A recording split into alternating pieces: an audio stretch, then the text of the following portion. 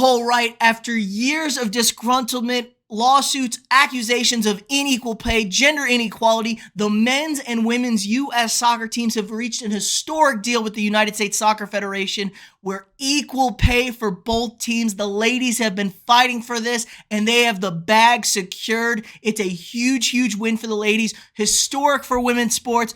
And I'm going to break down everything going on with the story. And there are some really harsh terms that some people don't really want to come to grips with here across the world and in the United States when it comes to this stuff. I'm going to break that all down. But if you could first, like this video, subscribe to the channel, hit that notification bell so you get these daily update videos, share this video with your friends. It really helps the channel out a lot. We are growing like crazy.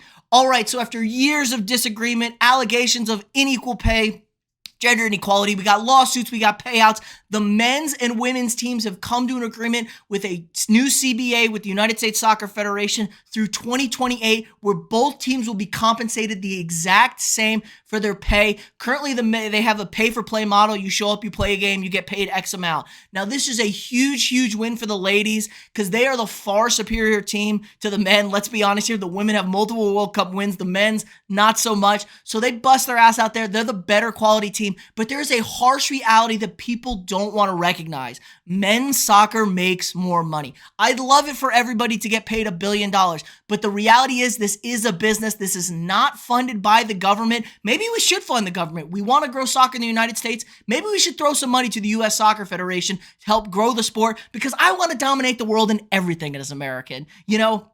But right now, it is you make money, you get paid that. So I don't know the exact numbers. I do know the men's make more team. They sell more tickets.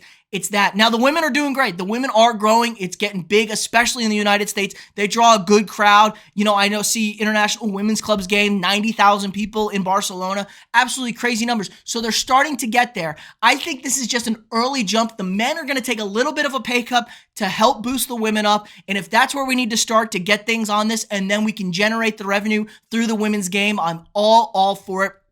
The big thing here is FIFA itself. The FIFA payouts between men's and women's games are massively different. The World Cup, here's a perfect example. The winner of the 2018 World Cup, France, got $38 million for winning. The entire pool pot for the Women's World Cup in 2019 was just $30 million. The United States women won and got $4 million of that. So now we're going to bring those pots together, which is okay because the men aren't winning the World Cup anytime soon. So we're going to split that money with them. And now basically they're just going to get paid the exact same for games and appearances, which I'm all for. It's 10 grand, you know, 22 grand for a non-World Cup game, 22 grand for 24 grand for a World Cup game. You get all these appearance fees. You should pay them this. This is a global organized thing.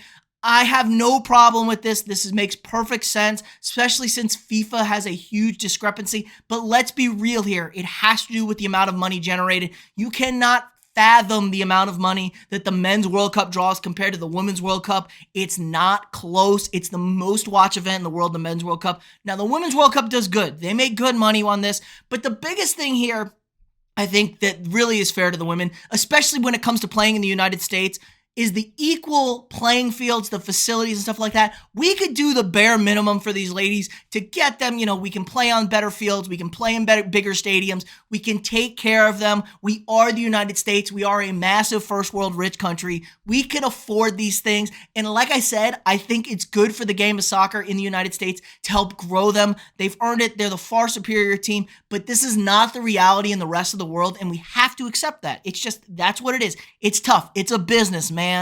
You know, it's really hard to say, but this is a huge win for the ladies. They're going to get their equal pay. I think the equal resources and equal venue stuff like that is a huge, huge win for them. And this will hopefully grow the game of soccer in the United States. Like I said, I want to dominate the world in everything, especially in sports. So this is a huge get for them. I'll be interested to see if this really does spark a revolution in the soccer in the United States, the women's game in particular. You know, you can get more fans in the stadiums. You can promote it more. You can put it more on TV.